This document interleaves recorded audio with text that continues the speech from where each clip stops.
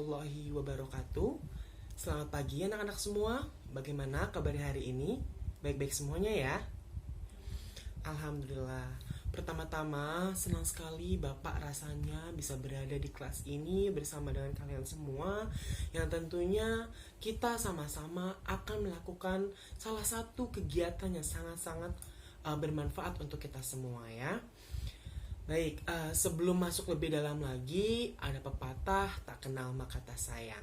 Jadi izinkanlah Bapak untuk memperkenalkan diri terlebih dahulu. Perkenalkan, nama Bapak Hendry Wiratama, biasa dipanggil Pak Hendry. Bapak merupakan seorang guru BK di sekolah ini, dan Bapak merupakan lulusan dari Universitas Indah-Prasta PGRI, jurusan bimbingan dan konseling.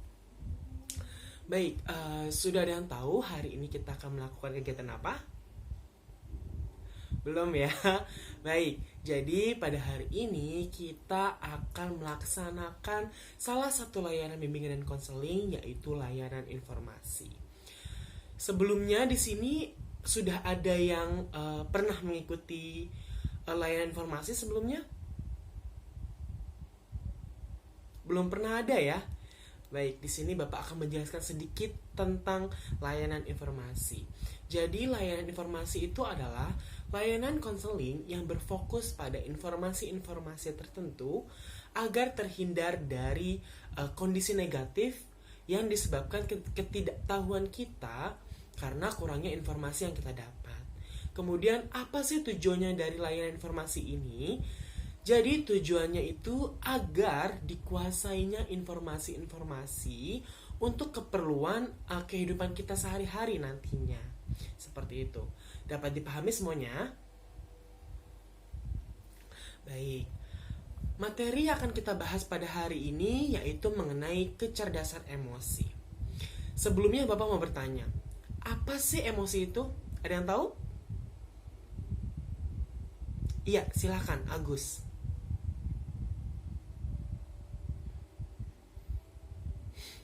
Baik, ada lagi siapa yang mau menjelaskan apa sih emosi itu menurut kalian?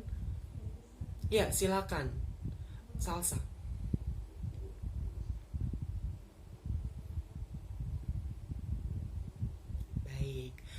Baik, jadi emosi itu merupakan suatu kondisi psikologis yang mendorong seseorang untuk bertindak, ya, untuk melakukan sesuatu setelah adanya stimulus yang berasal dari dalam maupun dari luar diri kita.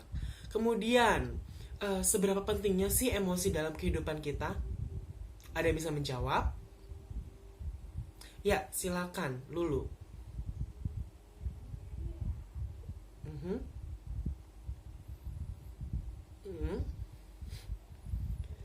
Oke, baik. Ada lagi yang ingin menjelaskan seberapa pentingnya sih emosi itu dalam kehidupan kita? Ya, silakan, Arki.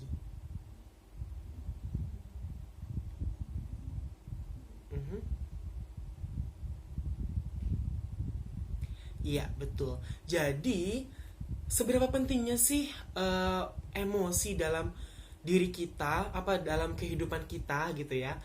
Jawabannya adalah sangat penting gitu.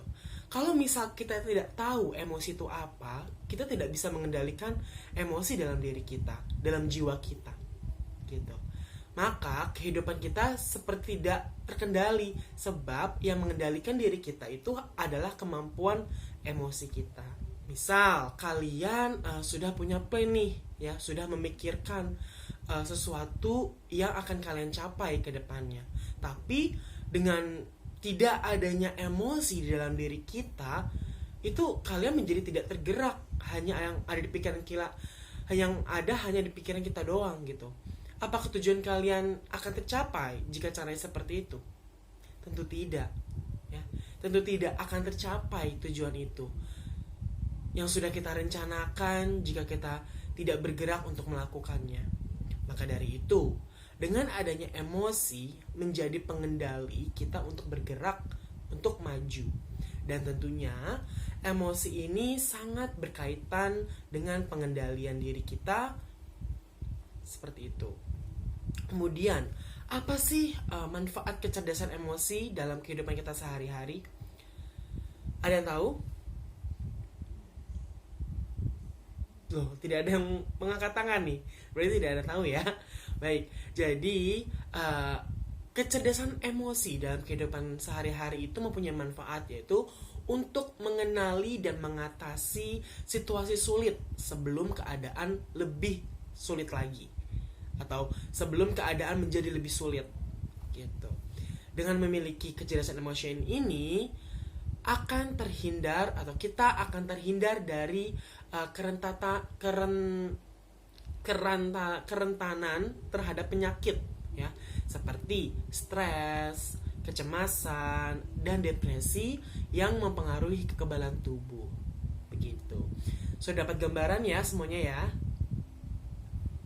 Baik, nah Bapak berharap nanti pada saat kegiatan ini berlangsung, Bapak berharap anak-anak semua memperhatikan setiap prosesnya dan keputusan yang ada dalam kegiatan ini. Misal, anak-anak semua harus menjaga konsentrasi dan fokus terhadap apa yang Bapak sampaikan ya. Serta duduknya juga harus yang rapi gitu. Kemudian apabila Bapak sedang menjelaskan materi nanti, tolong didengarkan baik-baik. Kemudian jika ada yang sekiranya lucu atau lain-lainnya, itu mohon dapat bersikap sewajarnya ya, dan tidak perlu berlebihan seperti menggebrak meja, berteriak secara kencang. Nah, itu tidak perlu seperti itu ya. Dapat dipahami semuanya? Baik, kemudian agar kegiatan ini lebih efektif ya, perlu diperhatikan juga aturan atau tata cara dalam mengikuti kegiatan ini. Nanti di awal Bapak akan memberikan penjelasan terlebih dahulu tentang kecerdasan emosi ya, yang sudah disinggung tadi di awal. Lalu setelah Bapak menerangkan, kalian boleh bertanya terlebih dahulu, atau kalian boleh bertanya dengan cara mengangkat tangan kalian terlebih dahulu ya. Nah, setelah pemberian materi, nanti akan dilakukan suatu kegiatan, yaitu role playing ya, yang akan diacak secara random orangnya. Nanti Bapak akan meminta kalian 2 orang, itu nanti Bapak acak secara random, yang akan memperagakan role playing yang sudah Bapak buat skenarionya. Gitu ya. Kemudian Bapak akan membagi kalian ke dalam beberapa kelompok untuk mendiskusikan tentang materi dan pementasan role playing yang sudah tadi kita simak gitu ya. Setelah selesai berdiskusi, masing-masing perwakilan kelompok akan memberikan pemaparan dan perlu direspon oleh anggota kelompok lainnya. Bagaimana? Dapat dipahami semuanya? Oke, kalau begitu apakah kita sudah siap untuk pembelajaran pada hari ini? Oke, jika sudah siap, sebelum masuk pada tahap pembahasan ya, alangkah baiknya kita berdoa terlebih dahulu agar diberikan kelancaran dan kemudahan selama kegiatan berlangsung. Berdoa menurut kepercayaan dan agamanya masing-masing. Berdoa dimulai.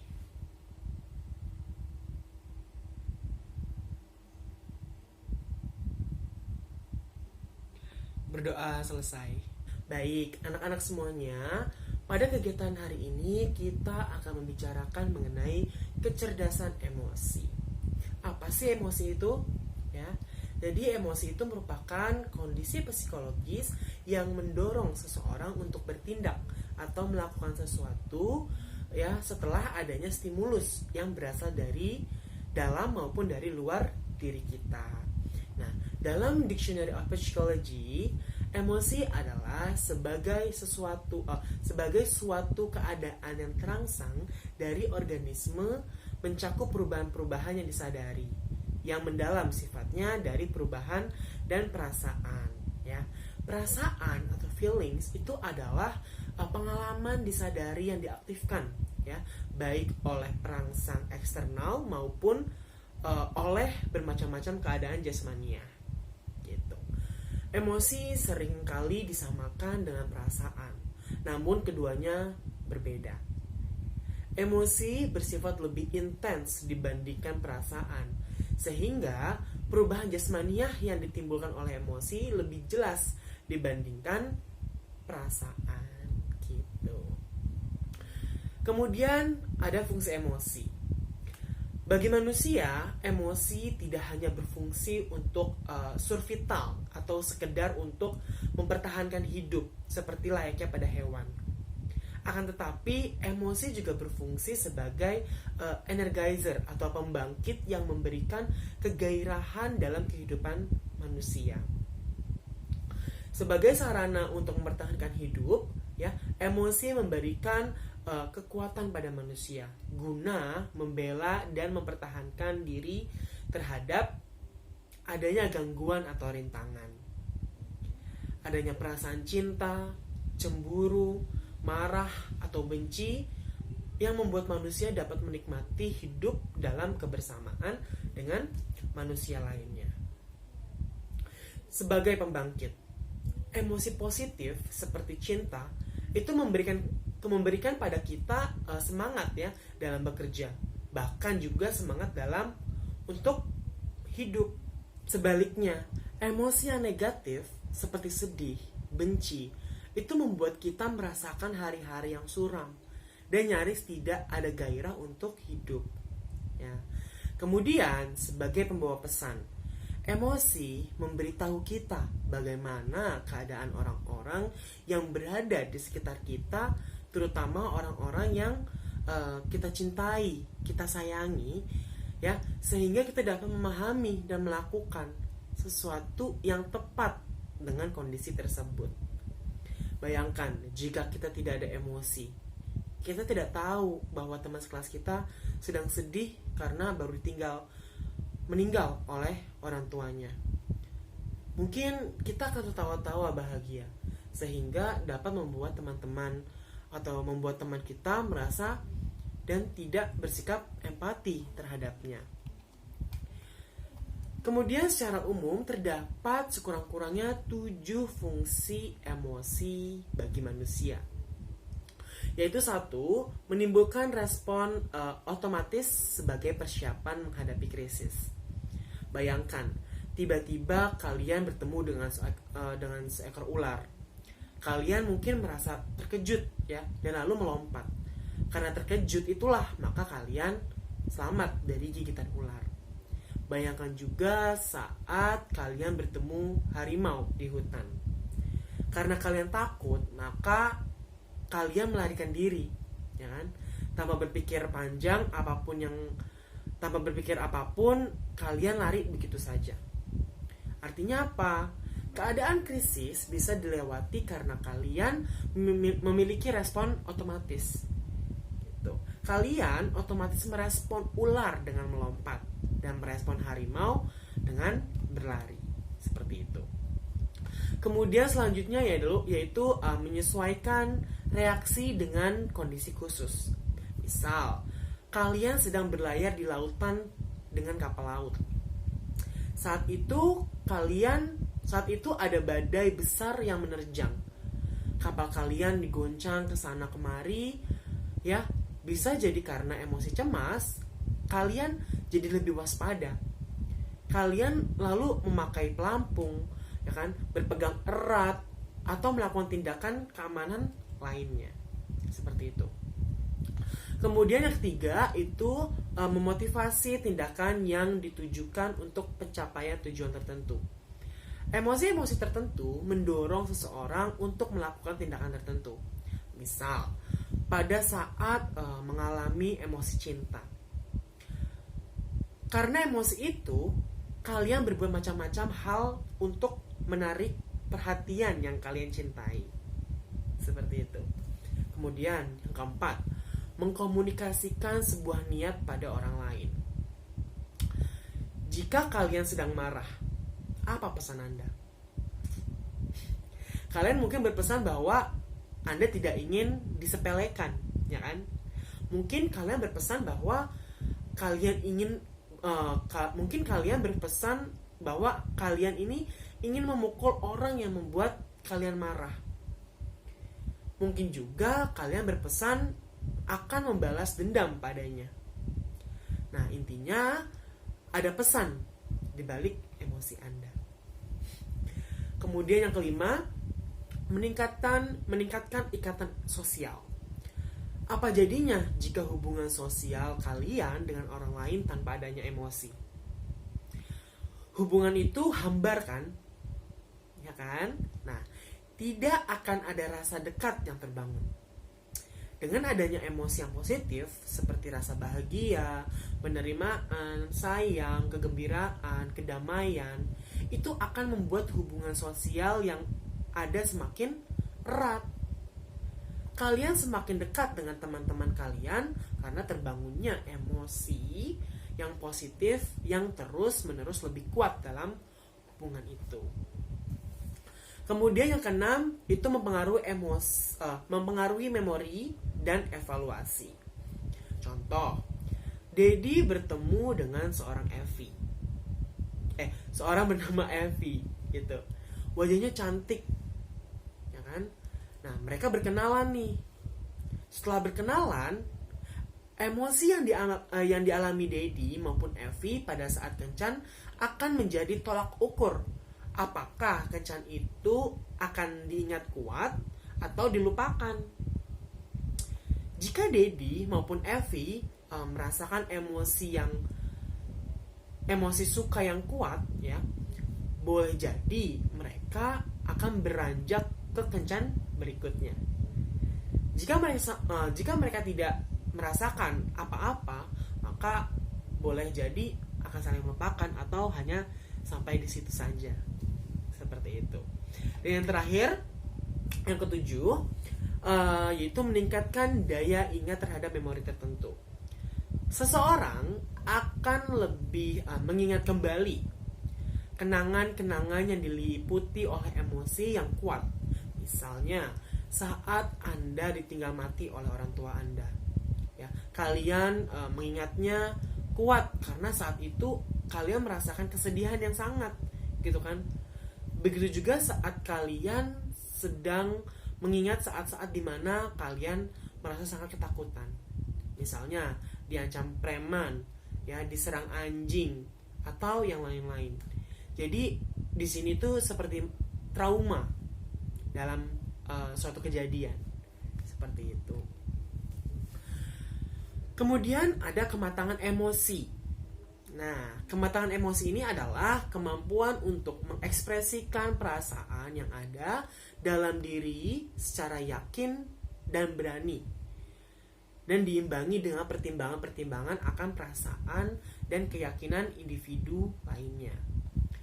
Seseorang yang dikatakan matang emosinya yaitu dapat melakukan kontrol diri yang bisa diterima secara sosial. Individu yang emosinya matang maupun mengontrol ekspresi emosi yang tidak dapat diterima secara sosial atau membebaskan diri dari energi fisik dan mental yang bertahan dengan cara yang dapat diterima secara sosial. Kemudian ada pemahaman diri. Individu yang matang belajar memahami seberapa banyak kontrol yang dibutuhkannya untuk memuaskan kebutuhan dan sesuai dengan harapan masyarakatnya. Kemudian yang ketiga, yaitu menggunakan kemampuan kritis mental. Individu yang matang itu berusaha menilai situasi secara kritis sebelum meresponnya. Kemudian memutuskan bagaimana cara bereaksi terhadap situasi tersebut. Esensi kematangan emosi itu melibatkan kontrol emosi yang berarti seseorang mampu memelihara perasaannya, dapat meredam emosinya, meredam balas dendam dalam kegelisahan, dan tidak dapat mengubah moodnya dan tidak mudah berubah pendiriannya. Kematangan emosi juga dapat dikatakan sebagai proses belajar untuk mengembangkan cinta secara sempurna dan luas, di mana hal itu menjadikan reaksi pilihan individu sehingga secara otomatis ya dapat mengubah emosi-emosi yang ada dalam dirinya. Seperti itu. Itu untuk kematangan emosi. Selanjutnya itu ada macam-macam emosi. Emosi manusia itu bermacam-macam ya. Namun secara garis besar emosi dapat dikelompokkan menjadi dua macam, yaitu emosi yang menyenangkan atau emosi positif, dan emosi yang tidak menyenangkan atau emosi agresif. Menurut Goleman ya, macam-macam emosi itu adalah satu, amarah seperti beringas, mengamuk, jengkel, dan kesal hati. Kemudian ada kesedihan seperti pedih, muram, suram, melankolis, ya, mengasihi diri, putus asa.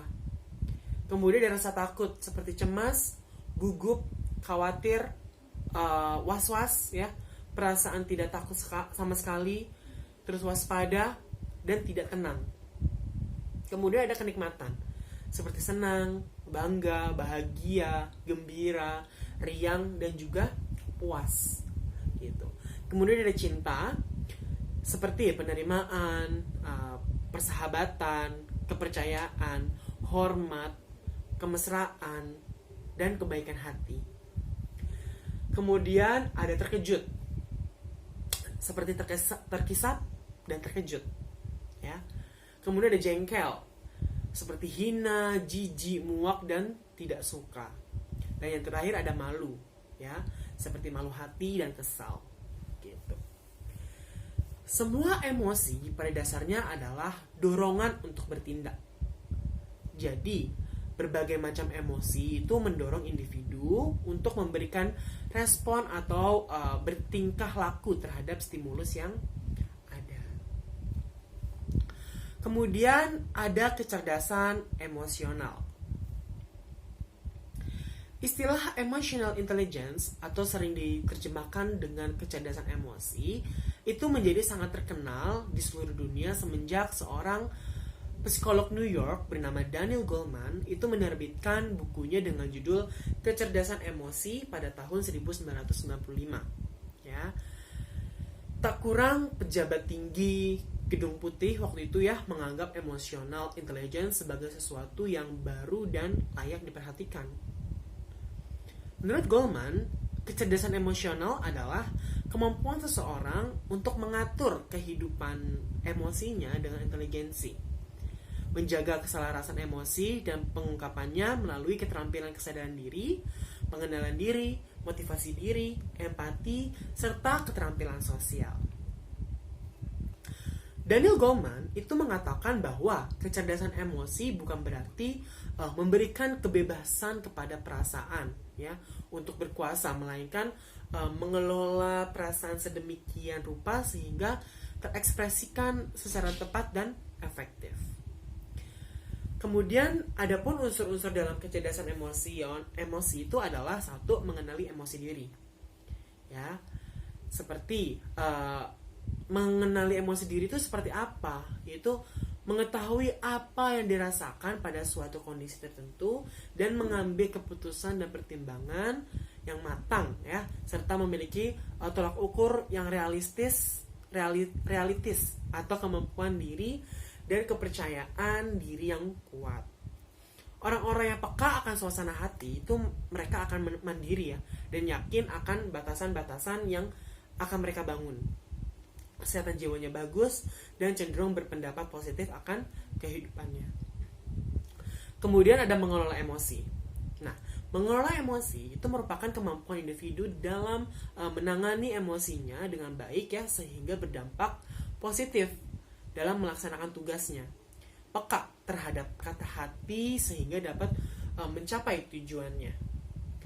Kemampuan ini mencakup kemampuan untuk menghibur diri sendiri, melepaskan kecemasan, ya, kemurungan atau ketersinggungan dan akibat-akibat yang ditimbulkan, serta kemampuan untuk berpikir atau untuk bangkit dari perasaan-perasaan yang menekan. Kemudian ada memotivasi diri sendiri. Motivasi merupakan dorongan untuk melakukan sesuatu ya, sehingga menuntun seseorang untuk menuju sasaran dan membantu dalam mengambil inisiatif dan bertindak secara efektif untuk bertahan menghadapi kegagalan dan frustasi. Untuk mendapatkan prestasi yang lebih baik dalam kehidupan, ya, kita harus memiliki motivasi dalam diri kita.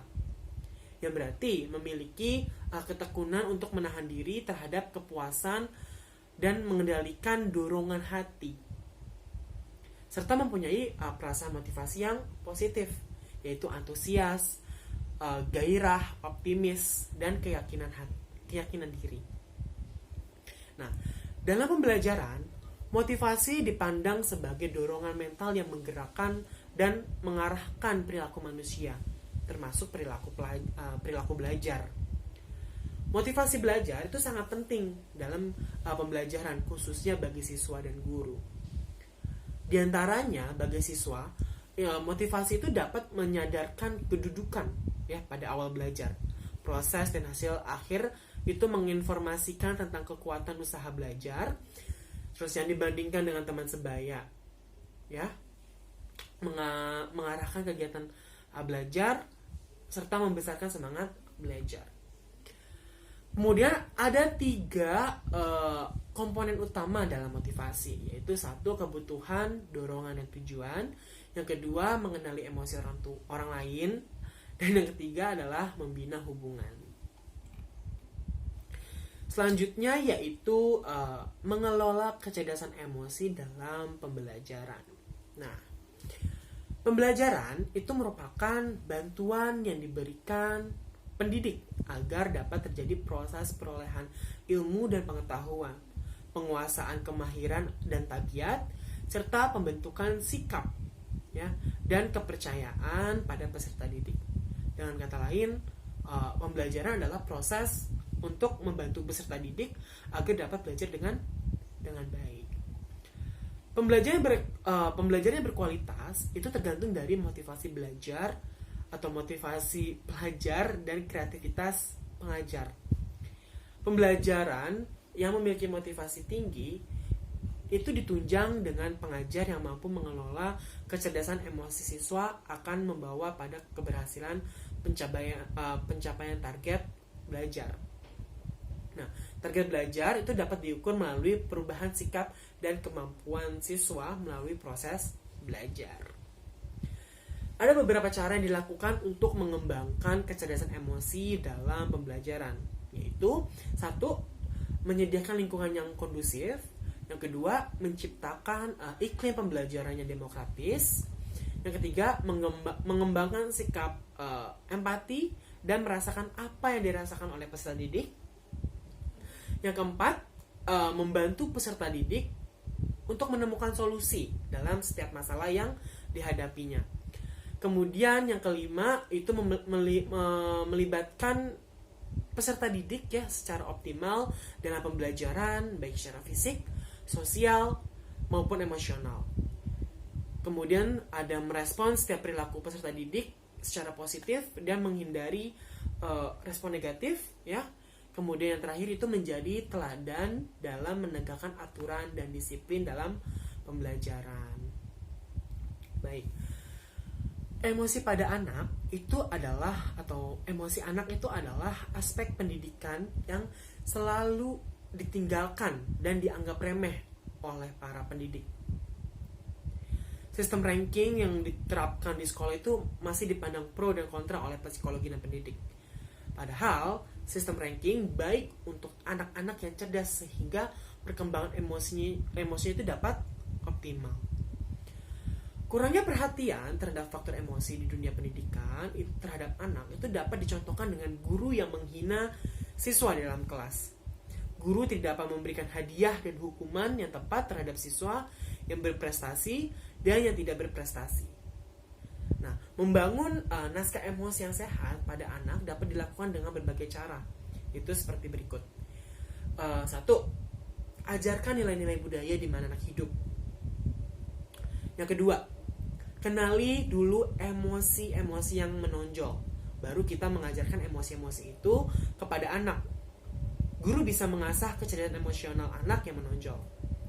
Ketiga, kenalkan anak tentang emosi, misalnya dengan cara kata-kata, bahasa tubuh, ya, ekspresi wajah, gitu.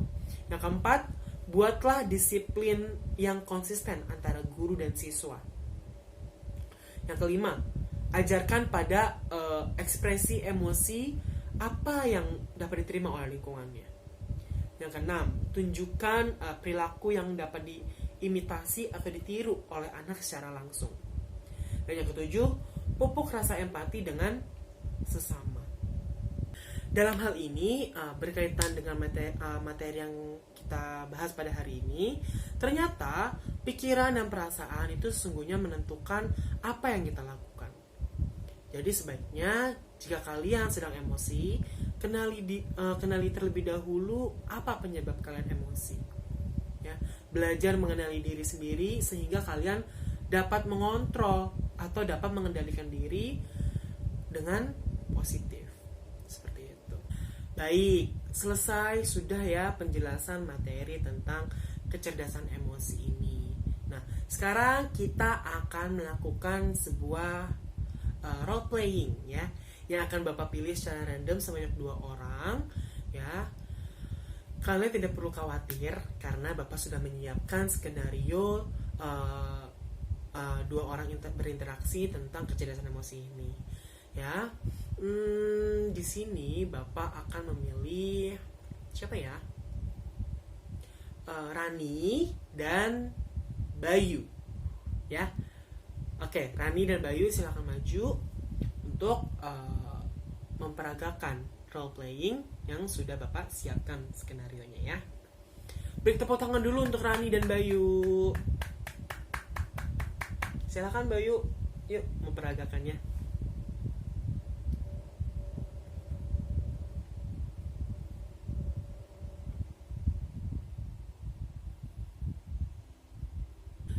Ya baik, terima kasih Bayu dan Rani ya sudah mau memperagakannya dengan maksimal. Nah baik, sampai di sini sudah mengerti ya apa itu kecerdasan emosi dan bagaimana kita mengontrol atau mengelola emosi dengan baik. Nah setelah kita mendapatkan layanan informasi dalam meningkatkan kecerdasan emosi, dan kita juga sudah menerapkannya kan langsung dengan cara melakukan role playing tadi. Tentunya ada hal-hal yang kalian semua rasakan ya kan, betul tidak? Nah, untuk itu siapa di sini yang ingin mengutarakan apa yang kalian rasakan setelah menerima materi tentang kecerdasan emosi ini? Ada yang ingin mengutarakannya? Ya, silakan Agus.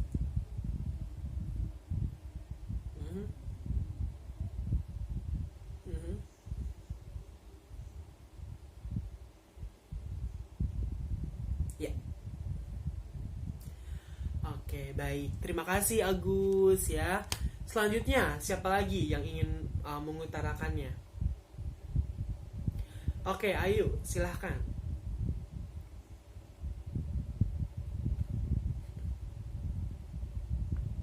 Ya.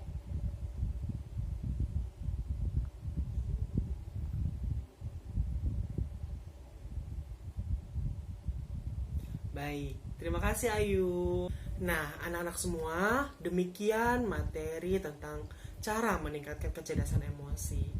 Ya, kemudian tadi juga sudah kalian dengarkan dari beberapa siswa yang tadi menyampaikan tentang materi ini tentang kecerdasan emosi. Kita bisa mendapatkan dan bisa mengetahui betapa besar manfaatnya. Nah, semoga materi ini bisa diterapkan dalam kehidupan sehari-hari kita, terutama dalam proses kita belajar.